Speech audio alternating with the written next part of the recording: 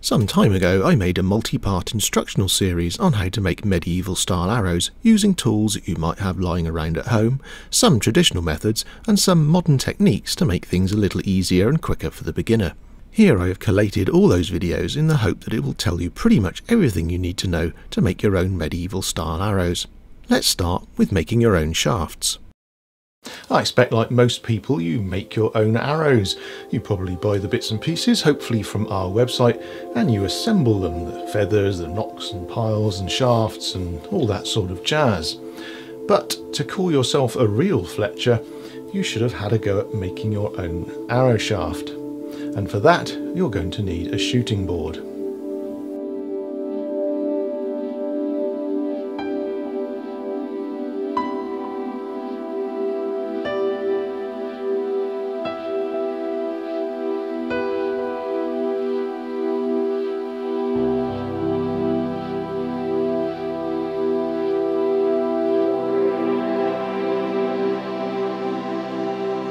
So what is a shooting board? Well, we've got one here. Simple piece of wood with a groove down it. And we'll show you how to make one in a minute, but this is a very simple piece of equipment. Groove down there, a stop the other end.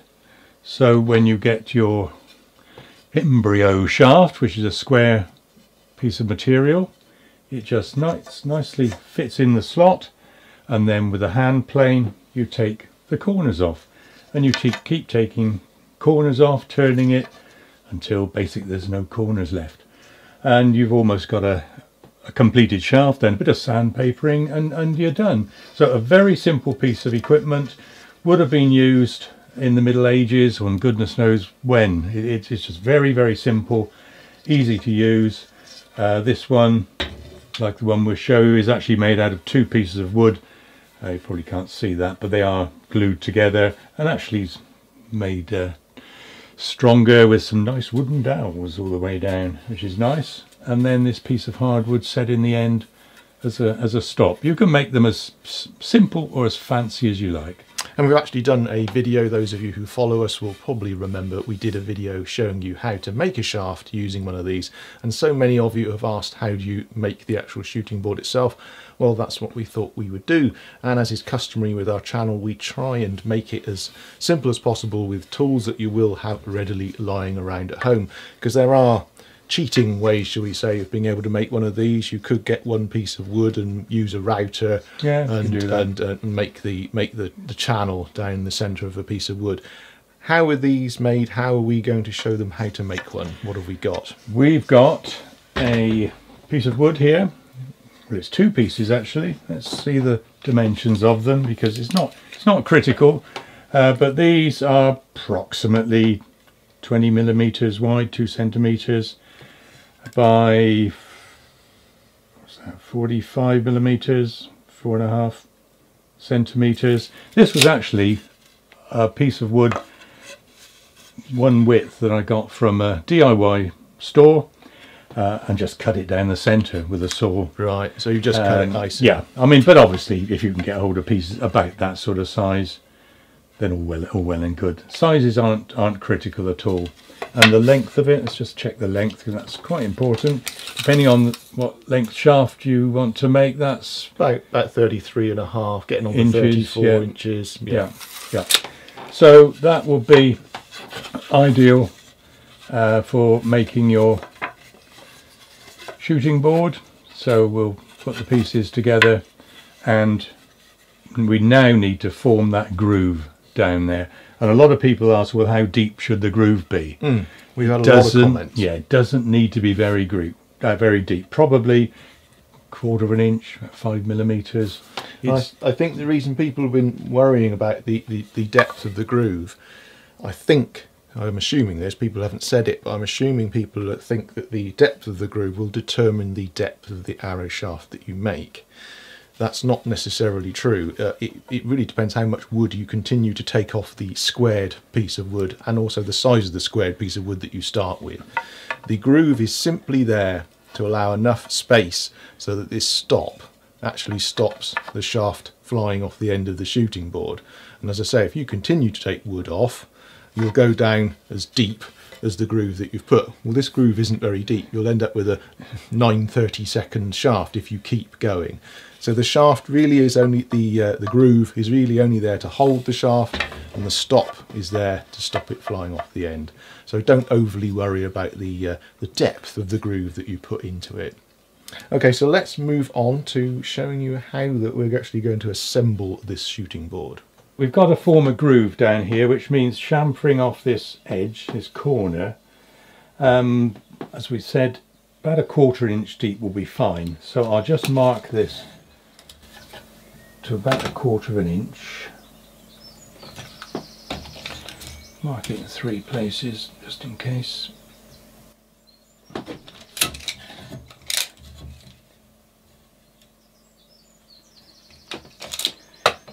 Hopefully this other piece is reasonably straight. I'll draw a line along there.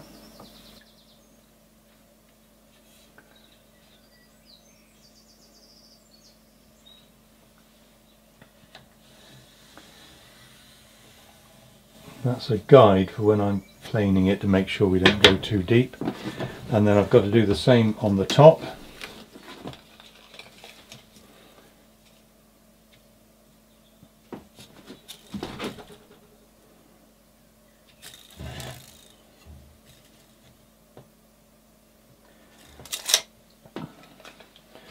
Bit awkward to put something along there to do it straight, so I'll just use my finger as a guide.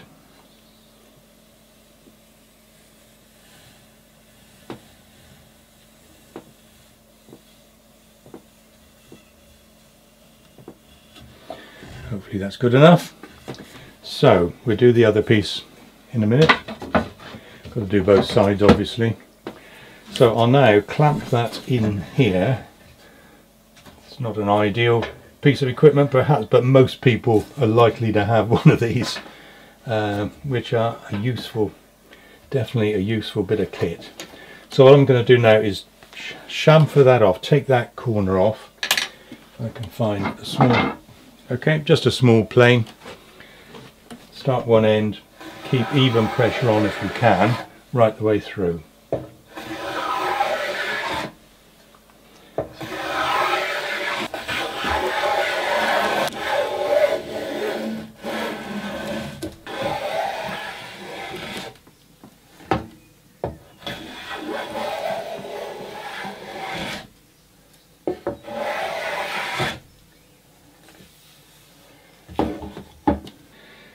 Right, I've planed that down almost to the line, so I haven't gone quite to the lines. Perhaps another few strokes with the plane will get down to the line, but let's put them together, see what they're going to look like. So that's the 2 that I've done. So that groove looks pretty good. And the square section will fit in there anyway. As we say, there's no particular depth that we need to go to. It's got to be deep enough to hold the shaft. So that's not bad. I think we could probably put that together and see what it looks like. I'm going to screw these 2 pieces together. Ones we've had earlier were glued. Don't need to do that. But if you've got a little bit of bend in the wood, then it might help by clamping it, gluing it, keeping it straight. When you do go to a DIY shop to get a piece of wood, unless you've got something handy at home, try and get a straight piece, because you don't want a nice curve. You need a really reasonably straight piece of wood to keep your shaft in. You don't want a curve on it. So if it's a DIY place, a lot of the wood can be very bent, so do have a look, make sure you get a decent straight piece. So we're going to screw it together. I've already drilled some pilot holes in this side and countersunk them a bit as well. So what we'll do is screw it together.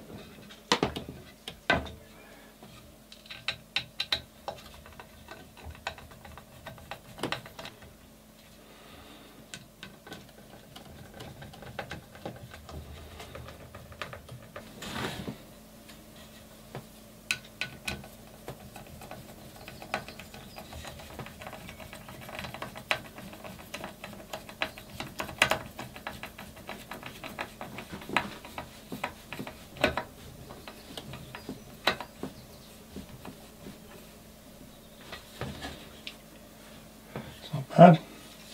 We need to stop one end now. We fit it in that end.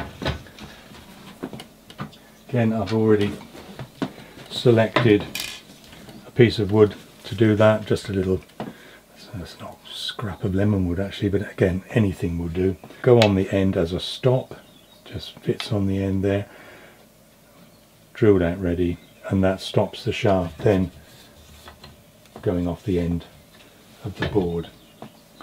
So let's put that in.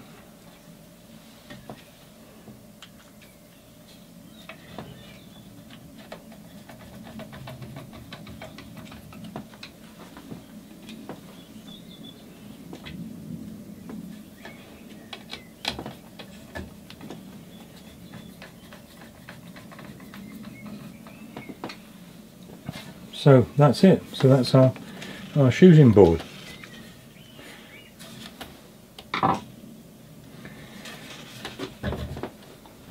Right, let's have a go at working on a shaft. Let's take a look now at another video we made showing how to make a shaft using a shooting board. We start off with a square section of wood. This is a piece of ash, cut square, and that goes into the shooting board down to that end. A small plane, any plane will do. The board goes in onto a firm surface, and then you run the plane down and take the corner off.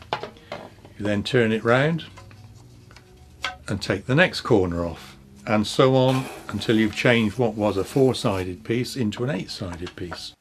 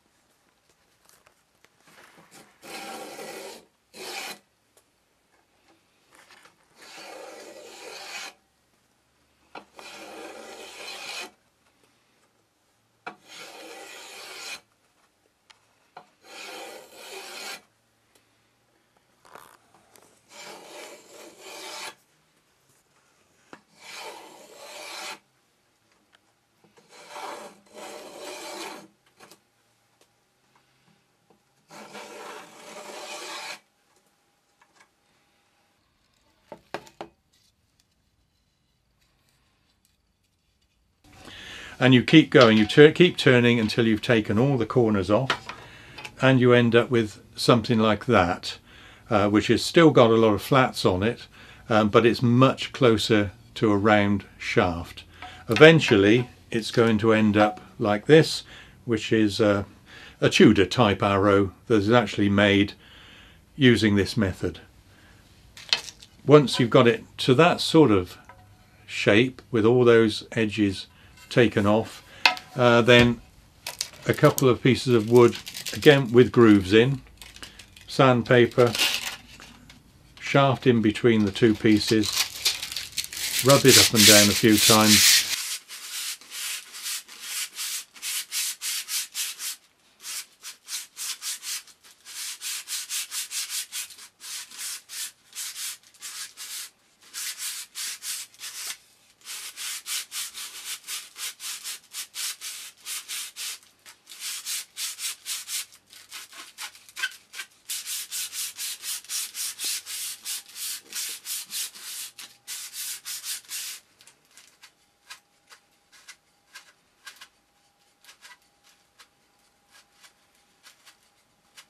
and that will soon smooth all those rough corners out, and you get a pretty smooth shaft. And if you were making something for battle, wanted to make them quickly, that's virtually good enough as it is. Well, that's the finished article. Pretty good.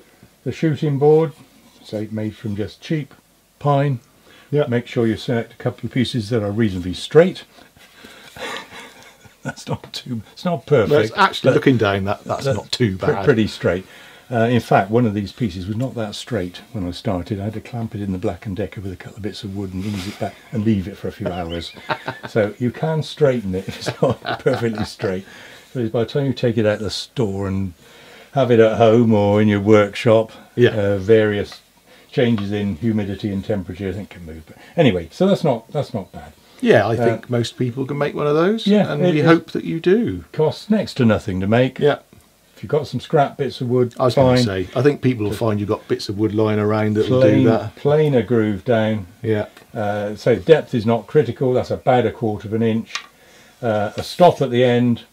You can adjust the height of the stop if your shaft's slipping off the end of it.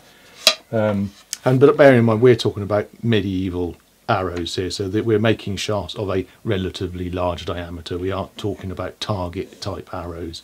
No, we are talking. Well, this is this about sort of thing, inch. Which this is I think a 1/2 inch to 3/8 shaft. So you know. Yeah, that's up to you. Yeah, that's a tapered shaft actually. Yeah, and you could taper this, and I think maybe in the Middle Ages when fletchers were making the shafts, they might have just put a bit more pressure on one end as they did the work, and ended up with a tapered shaft by accident. I've used the shooting board and done that myself. I think you may find once you've made your shaft, one end is bigger than the other anyway. So you might may well what's happened. But these are largish shafts. This is 1/2 inch. Obviously 3/8 is the sort of standard sort of size. Yeah. You could make other shafts with it, but that's not the idea of it really. No. I'm in the workshop, as you can probably see, and I'm behind my trusty bandsaw. Now this is one of the tools that you can use to help make medieval style arrows, and that's what I'm going to be doing, and because that's one of the commissions I've got, and I thought you'd show you how you can use one of these to help speed up the process. This is just a simple, it's actually the Burgess BK3, so it's quite an old one, and it's what they call sort of the hobby bandsaws, which are very affordable. They're available everywhere, second hand as well as new. I mean, they're quite cheap new anyway, so I'd probably advise you buy new, just simply because you get the guarantee warranty with it anyway. So yeah, let me just show you what it is that I use this for and what I've been up to. To make these arrows, I'm going to use some 3/8 diameter poplar shafts. They're about 33 inches long or something like that. Now I've already made the marks, the pencil lines onto this shaft that I'm going to use as the guide to cut using the bandsaw. Let me show you those lines on there on the other camera here. So we've got the line here, so that actually goes with the grain. The other line here is going lengthways down the shaft, and this final line is how long, so that's where I'm going to stop. So these are actually going to be 1.5 inches, the horn strips that I put in. These are the horn strips. I've yet to cut them to size, so I've put some tape around there and some pencil lines so I can get those 1.5 inch lengths in there, and these lengths I've just halved it, so they're more than big enough size wise to go into those 3/8 shafts. So let's cut that horn up, because I'm going to need to do that first.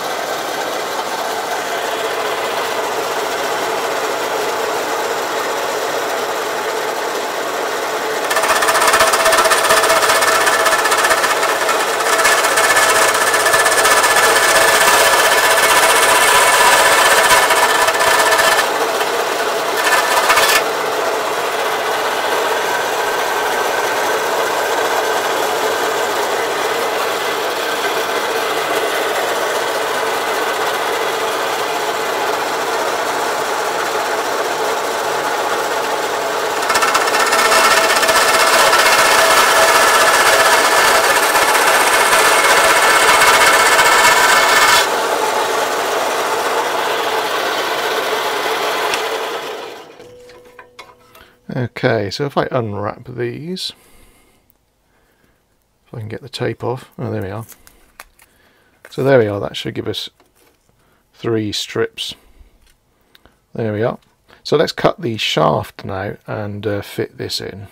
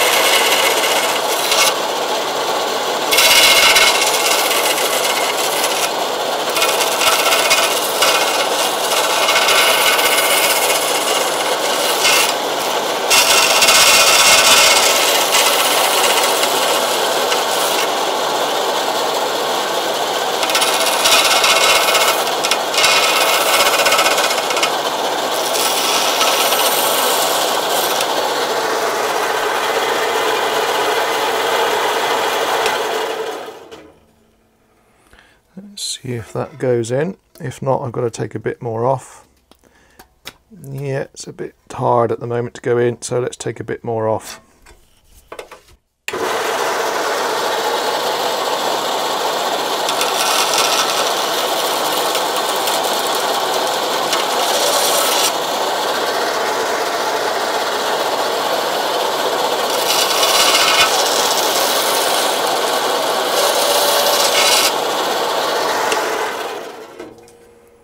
Try that again.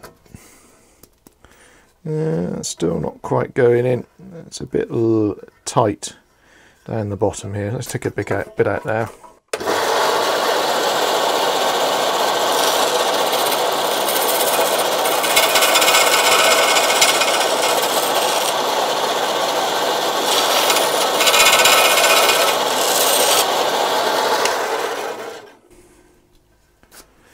Okay, there we go, that's gone in now. There we are, so that's ready to be glued in, so I'll do the rest of the ones that I need to do, and then we're ready to glue that in. Well, that's those all cut up and the horn put in. As you can see, all we've got to do is glue those in now. I usually use Araldite, which is the quick setting variety, so that means usually I can get those in, and probably within, say, a few hours I can get them back onto the bandsaw and do the cutting of the actual knock slot and cutting off the excess of the horn. If you're not using something like the bandsaw and you're doing it by hand, and perhaps I don't know, you're not very good at doing it, or you've only just started doing them, and you're finding you're getting gaps, and you can use the JB weld. The reason I mention this is simply because it comes out black, which obviously will fill in any gaps if you haven't done these very neatly. But as I say, using the bandsaw you do end up with quite a neat cut, so you shouldn't have any gaps. Just a little bit of a hint for you there if that's something that you're worried about or that you're trying to overcome. Anyway, let's mix up some of this Araldite and get these glued in.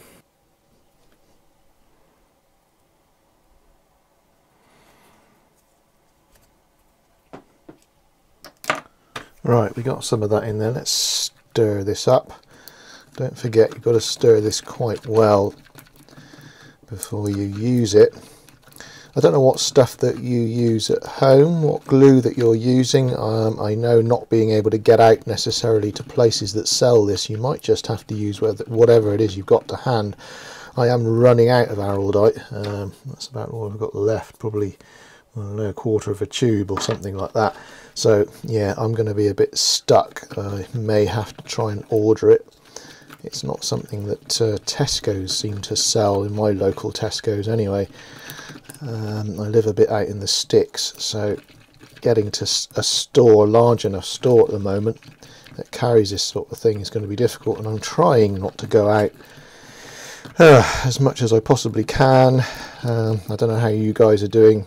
Let me know in the comments. I really do hope that you're all doing okay and you're managing to stay at home and stay safe as much as possible. Right, I reckon that's stirred up enough.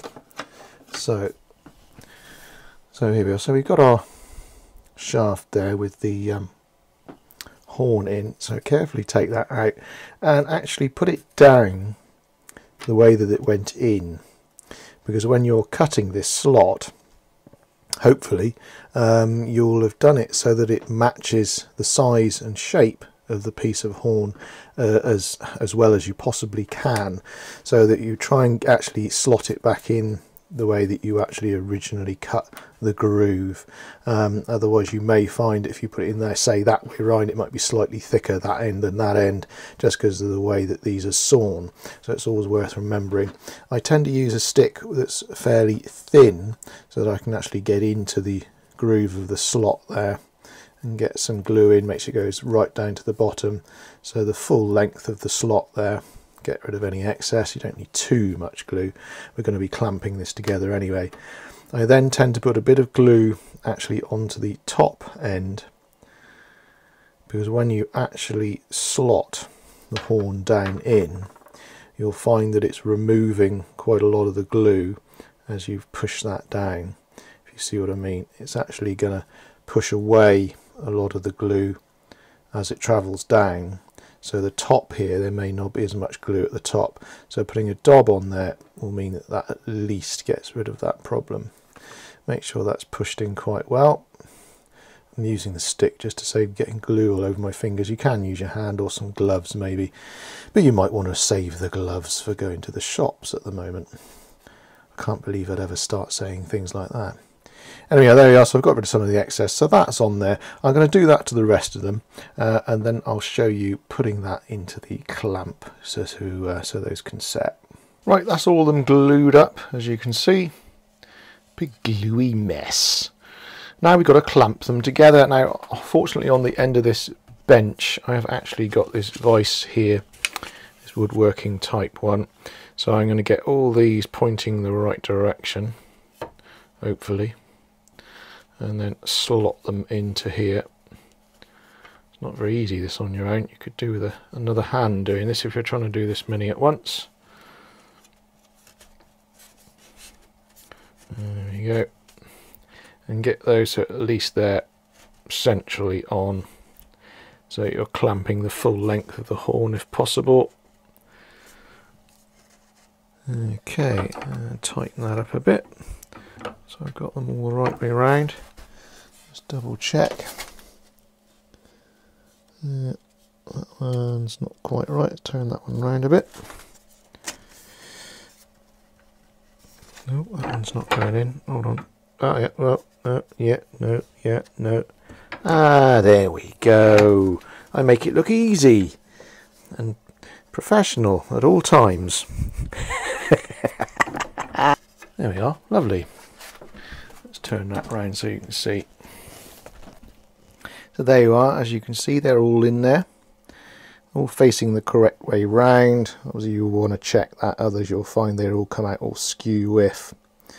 That actually over there is a smaller vise which I've got, which you can fit two in if you haven't got a big sort of woodworking type bench clamp. That's actually with the JB weld, so that's the darker glue that I was talking about, as opposed to the sort of white opaque of the araldite.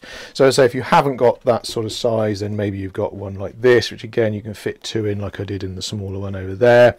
In the olden days I just used to use a G clamp. Obviously that's a bit wide at the moment, but obviously you can tighten that up and you can use that. Again, quite difficult to do because they tend to twist a little bit in there, so it takes a bit of getting used to. At a push you could also use tape. If you tape around them tight enough you can use tape. You may find that wastes a lot of tape though, and at a further push you can actually use elastic bands, but that will mean your fingers get quite mucky, and getting the tightness even around the shaft isn't always necessarily very easy. Or of course you could just use the force, and yeah, just use your own sort of Jedi mind trick to bond the pieces of wood and horn together. Yeah, you can tell that I've been cooped up for some time here, going slightly mad at home. So I signed up to a 2-month Jedi course. The missus said that I ought to do a course, It was either that or listening to every single Enid Blyton novel on Amazon Audible Prime or whatever it is, or do a 2-month Jedi mind course. So that's what I'm doing.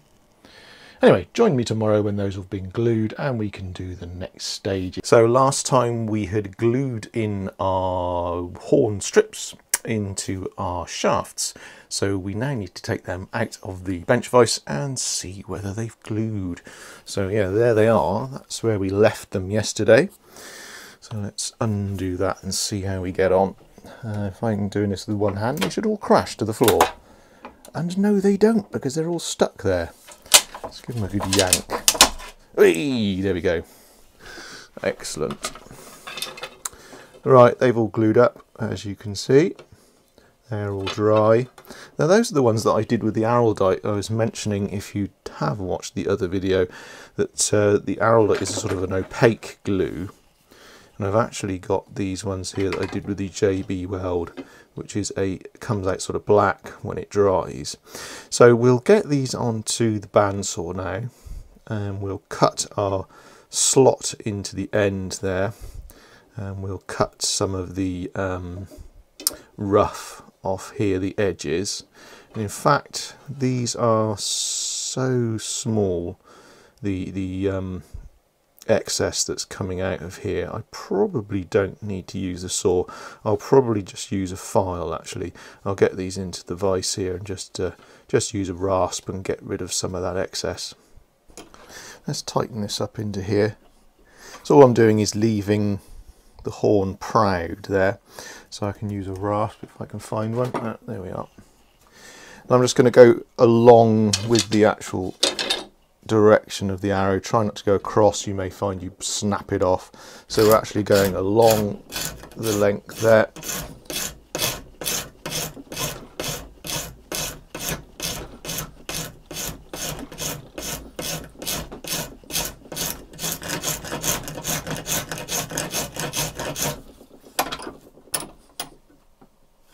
And using the file side, get rid of the glue.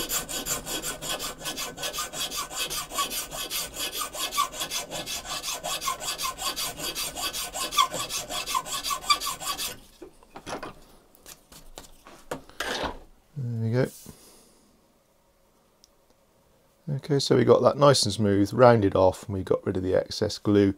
I'll just do the other side now, and obviously do all the other ones that I've got here, then we can move on to cutting our string groove.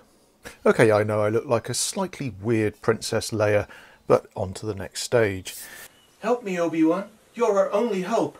As you can see here, I have done the finishing on that, so I've got that all nice and smooth now. I've got rid of the glue, and I've actually cut the end, so it makes it a little bit easier for me to see where we're going to cut the slot. I'm actually going to do this by eye.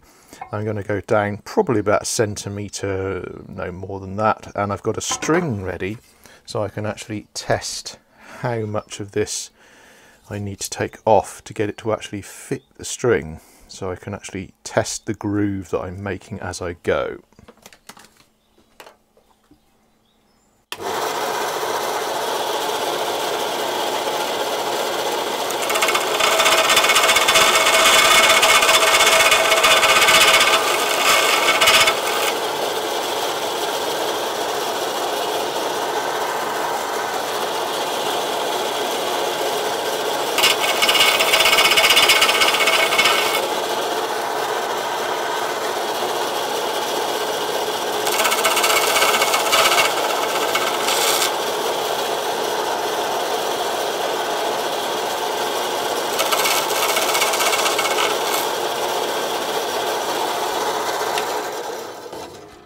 Okay, let's try our string on here.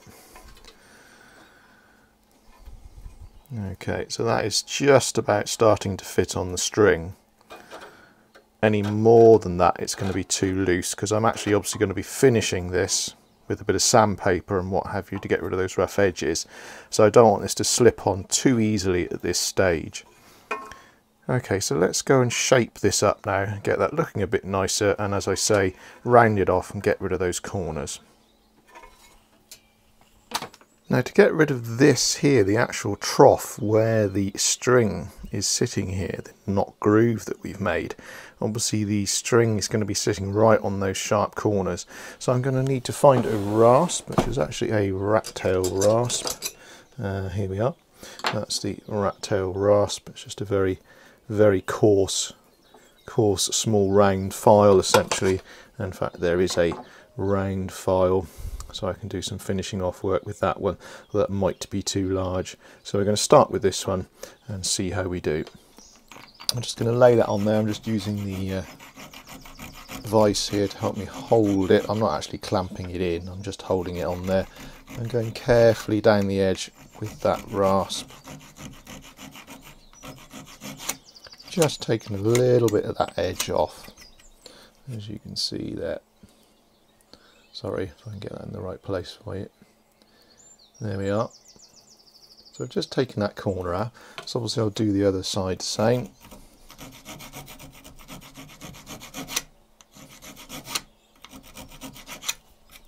There we go.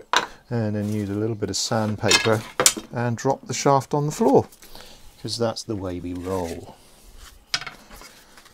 So I've got my sandpaper and we're going to take a little bit more out of that area we just altered there with the rasp, and a little bit more there.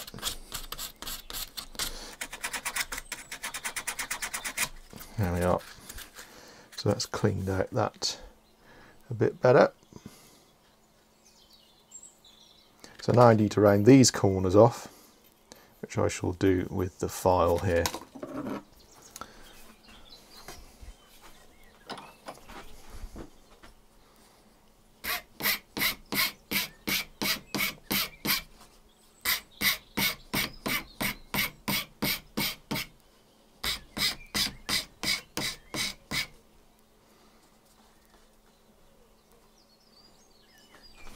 It's the other way around, it might help you see it better perhaps.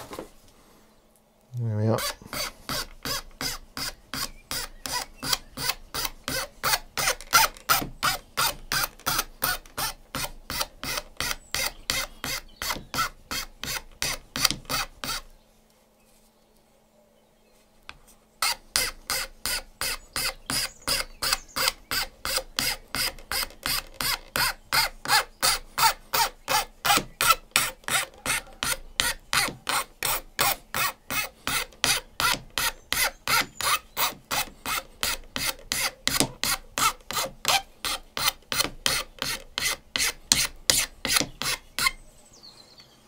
Okay, so there we go. So I've rounded that off now, so it looks a lot better.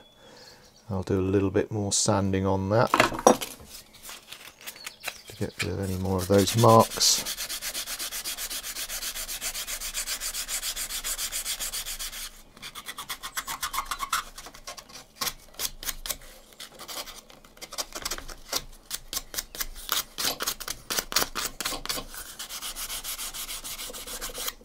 And obviously if you're making a set of these for yourself, you can have the string that you're actually going to use from the bow that you're going to use to actually test this. But obviously these are for a customer that I'm making, so I'm having to do a little bit of guesswork. So I'm going to keep these relatively tight, so at least the person can get a bit of sandpaper in there and match them up to their string if they need to. If I take too much off, obviously that's a bit more difficult. I'll just get the scraper and get this roughness off the horn there. That should bring the colour out.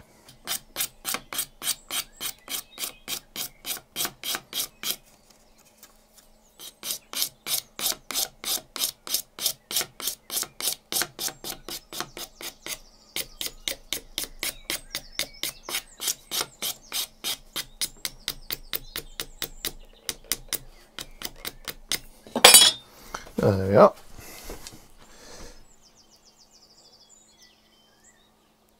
So that's pretty much done as far as our shaft, our nocks and our knock insert is done. There isn't really anything else that we need to do to the shaft as such now. So the customer actually requested that these be varnished, so I shall be doing that. I shan't bore you with that because I'm sure you know how to varnish something. If you don't, well then you just use some varnish. Simple as that. I actually use a cloth to apply the varnish. Just get a little bit of some spare rag or cloth that you might have lying around, and you can just wipe it over with the cloth. It's a lot quicker and easier than trying to use a brush or anything like that. So yeah, there you go. The next stage after that, once I've done that, will be putting on the feathers. And through the power of time travel, we've now got these varnished. As you can see, you can probably see the shininess of the horn nocks there. That shows it up more. The actual colouring of these poplar shafts when varnished doesn't change an awful lot. I suppose it does depend on the type of varnish that you use. But anyway, these are all varnished up and ready to go. So now I need to cut up the feathers. So this customer actually wants red and grey. So we've got our red feathers here from True Flight, and our grey ones as well. He wants 1 grey and 2 red, and as they say, these ones are fairly unusual, that he actually wants 8-inch feathers. So I've got a cutting block here, so I'll set the camera up so you can see what I'm doing, but I need to trim these to 8 inches. I'm actually going to do them slightly longer than 8 because I'm going to need to allow for paring the feather down. I'll explain all that in a minute. Let's set that up and we can cut these up. I've picked out 3 decent feathers there, as I was mentioning. That's one grey and 2 red that the customer wants here. These have got to be fairly decent, because obviously getting an 8-inch length is more than the sort of standard, usually sort of around 6.5 for doing sort of the medieval type arrows, and finding that sort of length out of the sort of what can sometimes be feathers with marks or chunks or bits missing is easier with a smaller fletch. But with doing something like 8-inch, you've really got to pick the best feathers out that you can. So I'm using my guide here. I've got a mark at the bottom there where the bottom of the fletch will actually go. The top end is going to be the 8-inch mark that I've got here, but as I say, I'm going to leave probably 1/8 of an inch or something like that for the paring down. As I say, I will explain that in a moment. So let's place this on the block, and just by eye I'm just going to go a little bit beyond the 8 inches there, give myself a little wiggle room. So there's our 8-inch fletch, and that's compared to the full length fletch there. As you can see, there's not an awful lot extra beyond what is not a normal sort of full length fletch. So you really have got to be careful if you're doing these larger fletches to pick out some that are gonna do the job. Cut these red ones up as well.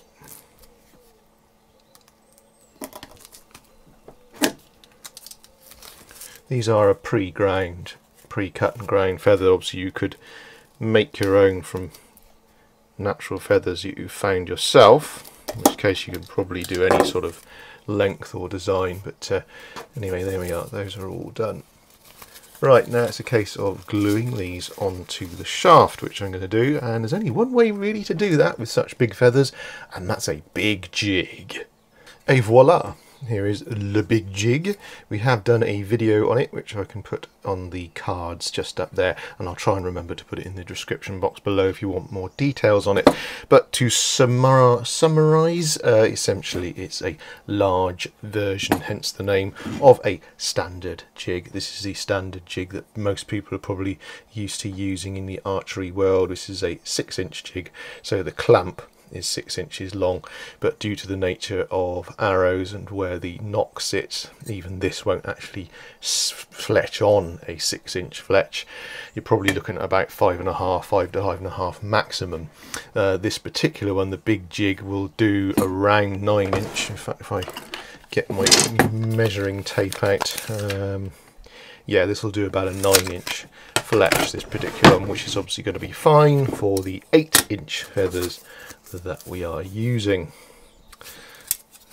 He says getting it the right way around. There we are. So that's the right way around. So those will go in nicely. Let's just slip that in. Yep, that fits in fine. So we need one of our shafts to go in here. Check it's the right way around. Just get the grain in the correct way. Put our little nock locator in the end, that holds that in. Got an elastic band just to keep it in place, otherwise you need about 3 hands for this. There we go.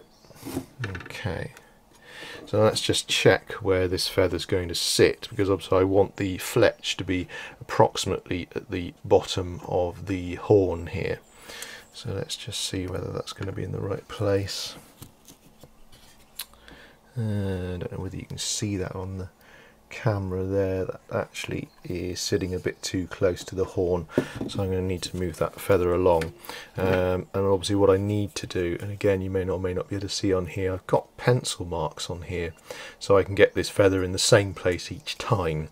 So I may need to try and use the other pencil line that's on here. I've got a few on here from where I've previously used this, so I'll try that one and see if that works. Yeah, that's about right. Let's see if I can show that to you on the camera here. Let me zoom in. Oh yeah, there we are. So we've got our horn there, and our feather's actually sitting just at the edge of that horn there. So that's about the right place for where we want that to go. And this is also what I was mentioning about paring down. So once that's glued on there, I'm going to need to remove a little bit of the feather, top and bottom, to expose the quill, which will actually be stuck to the shaft. So I'm going to be binding around that. So that's why I cut this feather slightly longer than the required 8 inches. So at least once we've done that paring down, we're left with a feather that still is the length that was required by the customer. Okay, now the way we're going to stick these on is by using some fletching tape, simply because this is going to be a lot quicker than trying to use glue. Sorry, zoom that out for you. So we can put some of this on and we can get the feathers on, well, within seconds basically, and we can get on to binding them on. Find some scissors. Oh, there we are. Right, let's cut that to length.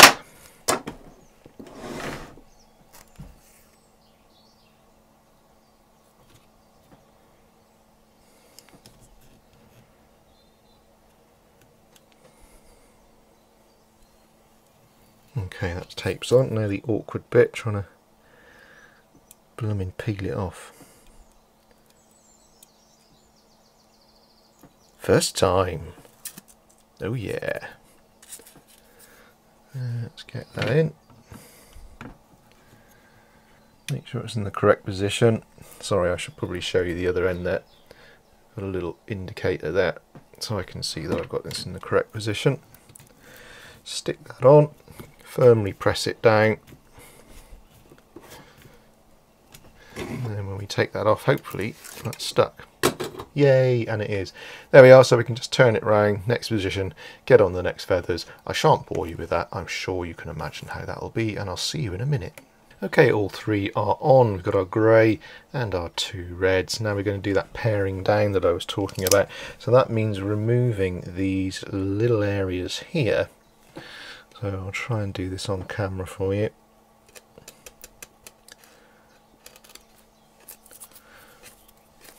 See, so we've removed that tiny little bit there. So we've got slightly less feather. And then I need to just take down that quill a bit, just to make it a bit flatter and neater for our binding to sit on. There we go. So I'm going to do that to the rest of it, and yeah, by the magic of time travel, join me when I've finished doing all of them. Hello folks, and welcome to part 4 of making the medieval arrow. Oi! What do you think you're doing? I'm just introducing part 4. What have I told you about time travelling? It's going to cause some terrible paradox where time starts running backwards, or everything's going to start coming out of our bums or something. Sorry. Don't do it again.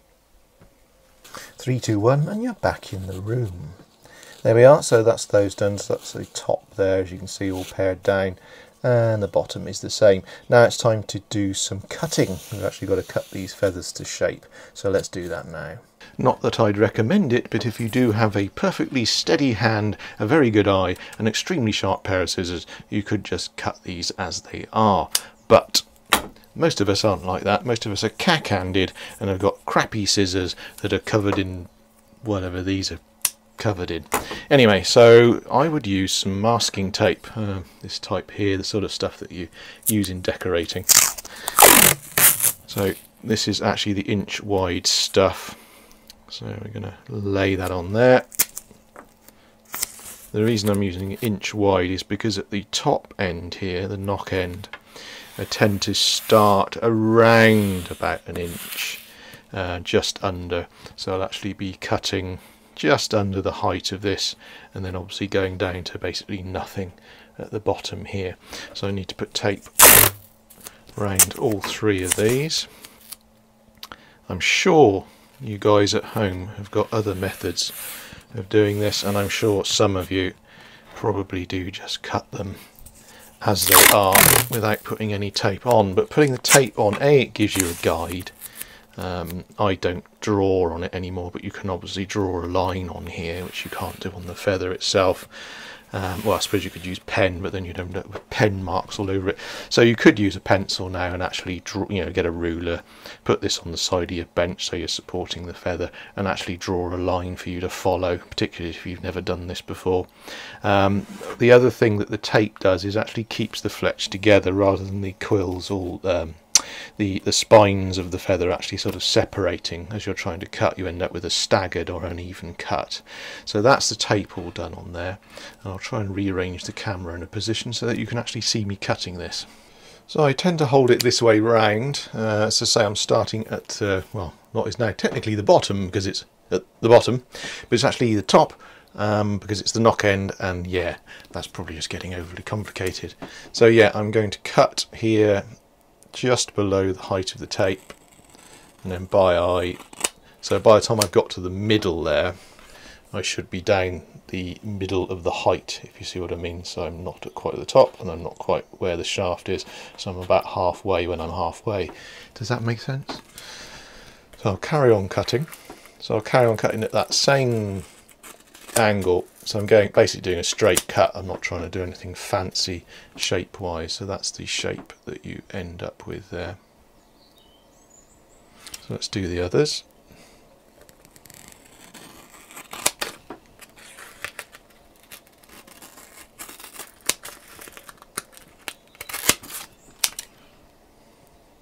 Let's take that off there.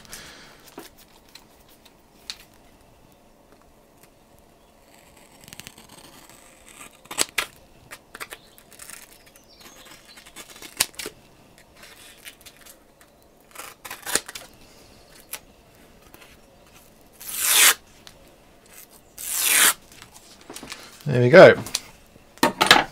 That's what we end up with.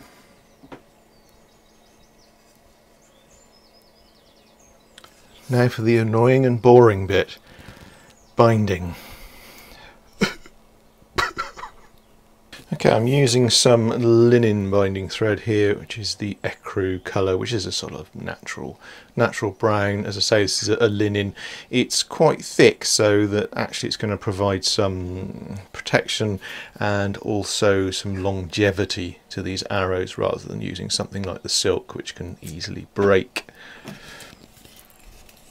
Now, doing the starting off here, I tend to make a little angle on the thread there, so that gives me something to latch onto the bottom of the quill here. This is the pared down section of the quill that we did. So I'm going to find the longest one here, so to give me some neatness, put that along the side. Oh, it's come off already. Look, you see, that's how difficult it is, even when you've done 15 million of these blooming things. I'm going to go round. There we go.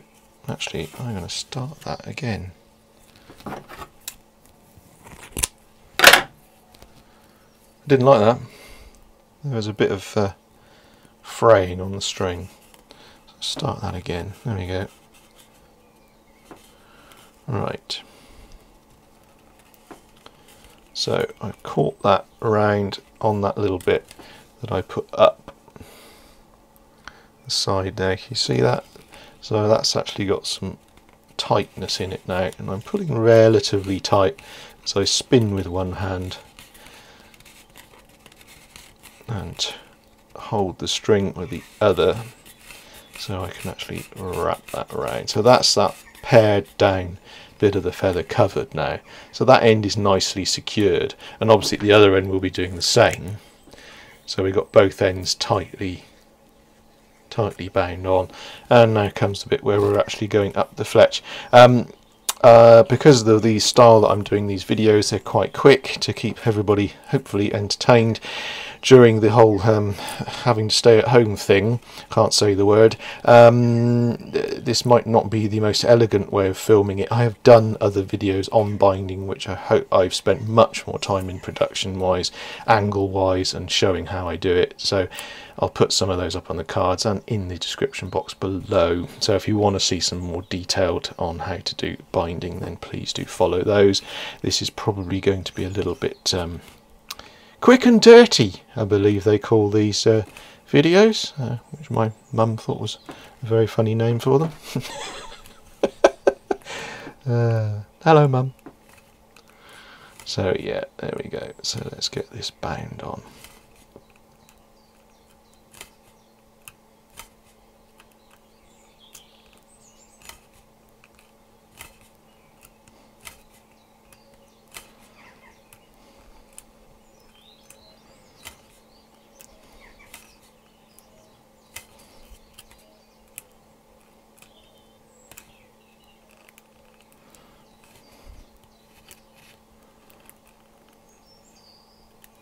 If you see me going back as I'm doing now, it's because sometimes, again this is probably very hard to show on the video, the feather, parts of the feather actually do get sort of squashed as you're putting the string on, which doesn't look very neat. I mean, I suppose it's debatable, perhaps that's a better word, debatable as to how neat, in the true sense of these arrows being used in battle. Did they need to be that neat?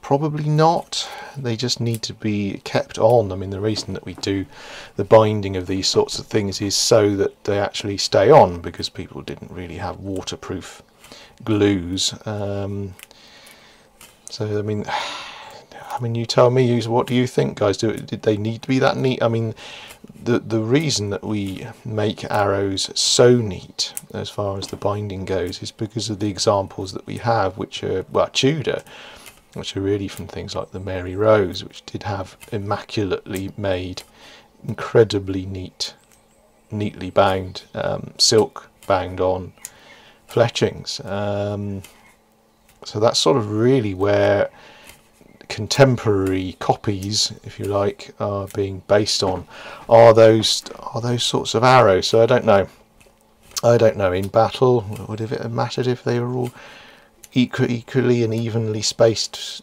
bindings? In my opinion, probably not. But yeah, it's a nice thing to do. They look aesthetically pleasing. Would people of any time period taken their work in any lesser serious way? Would they, they would have taken pride in what they were doing, just in the same way that I'm doing. I'm trying to do that as neatly and evenly as I can. So maybe it's just simply because that's how people made them. Yeah, I think that's one of those interesting topics of conversation. So right, yeah, give me a few minutes, check back with me, and hopefully we'll have finished this off. Okay, we've reached the top, so I'm just going over that extra bit that I pared down. Hopefully this is coming out okay on the video. So I'm going to take a length now because I need to do some finishing off. Snip that off. Now, the finishing off process again, I've shown this more accurately and close up in other videos, but essentially we're taking one bit in one hand and we're wrapping the excess around, poking it through, do, I don't know, 3 or 4 turns, however many you want really. Poke that through, drag that end down, that one across, change hands, and then spinny, spinny, spinny.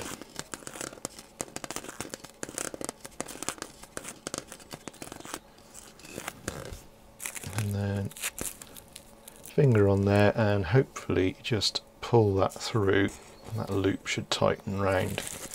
And we've then tightened that end there, and all we need to do is snip off the excess like so, and that is our arrow done.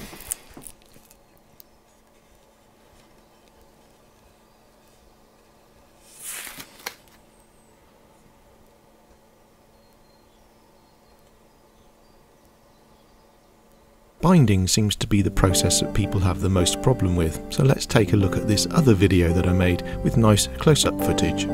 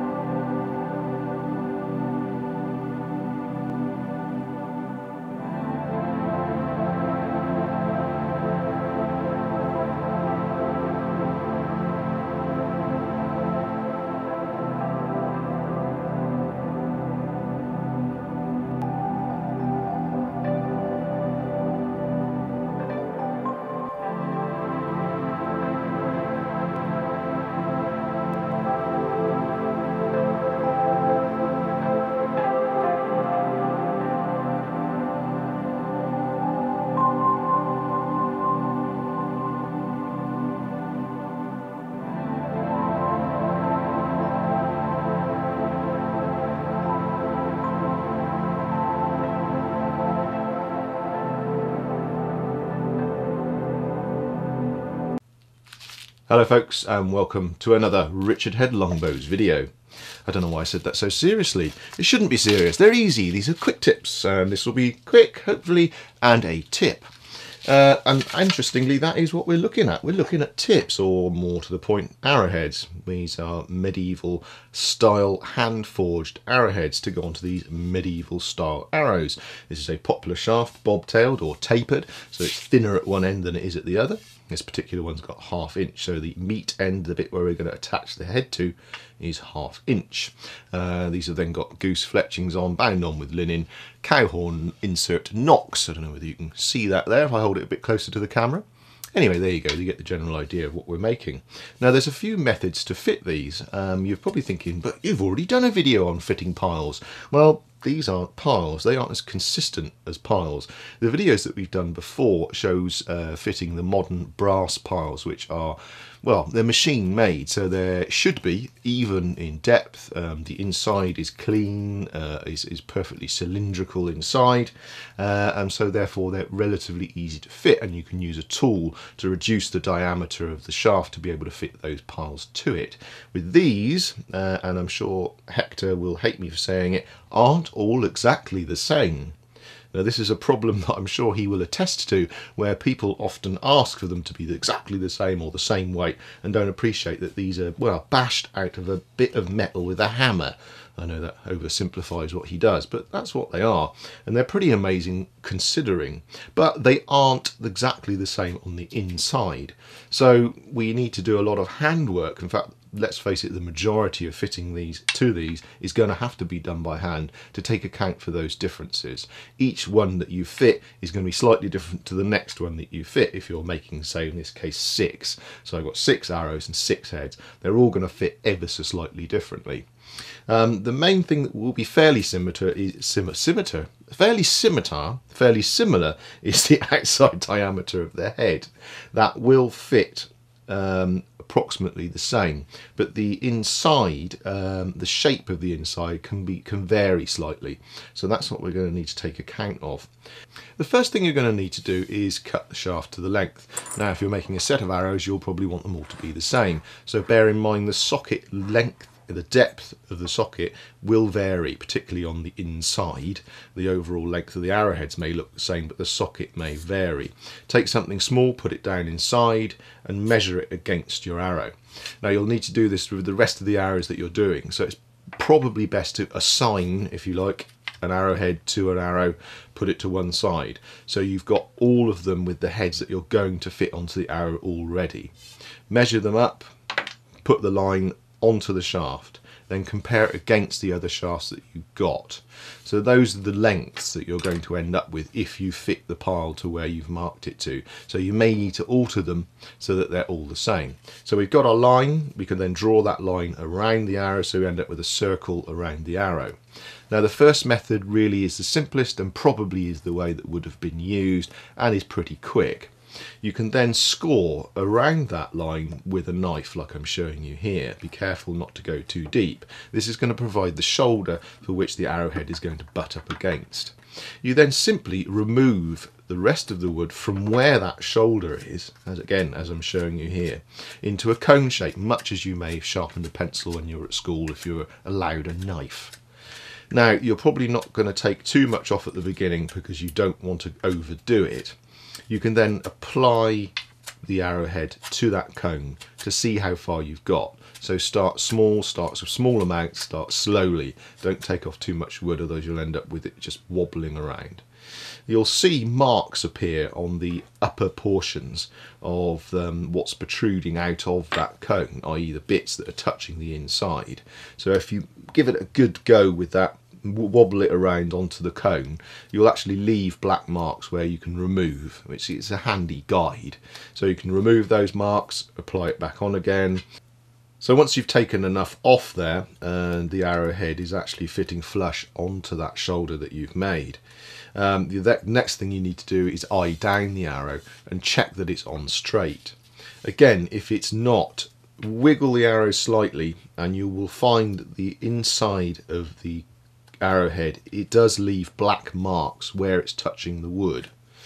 Now say the arrowhead's bending too much that way, then obviously removing some wood off this side will bring it back across. And again, you need to eye down it, check it out. The easiest way to remove wood is actually with a file once you've got to this sort of stage, because obviously using a knife you can accidentally take too much off.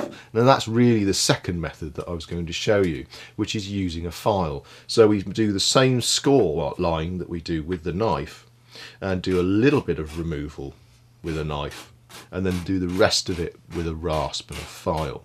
You'll find this is a slightly slower process than using the knife, but much more safe. You are much less likely to remove too much wood that you would with a knife, i.e. accidentally chop the whole end off with the knife, which of course is possible.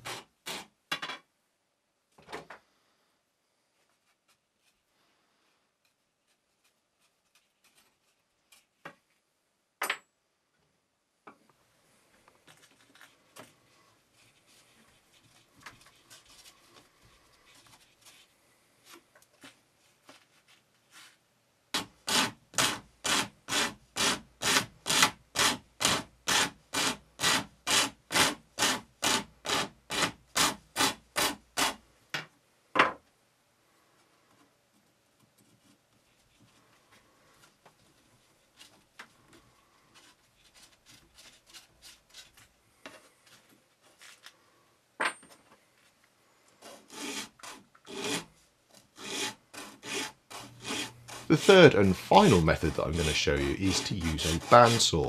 This takes quite a lot of setting up, so it's really useful if you're doing more than a dozen arrows. If you're doing lots of arrows and you want to just reduce lots of shafts down, ready to fit the pile on, then this is a great method.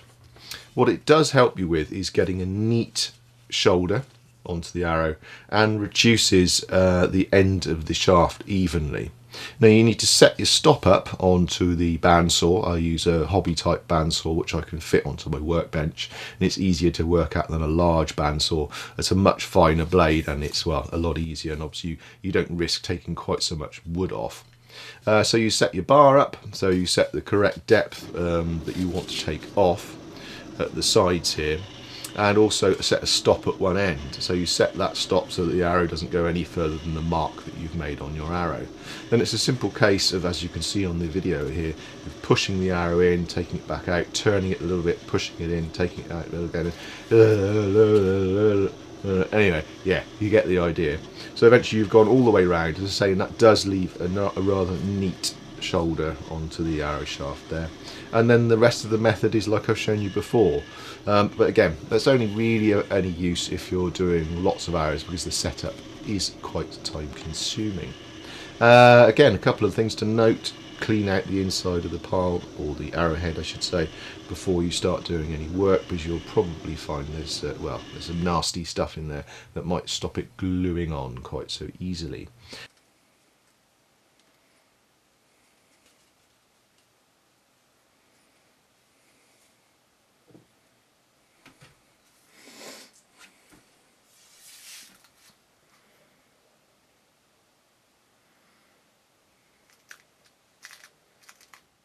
Hopefully that answers all your queries about putting arrowheads onto medieval arrows. We use a two-part epoxy to glue them on, we find that works well for us.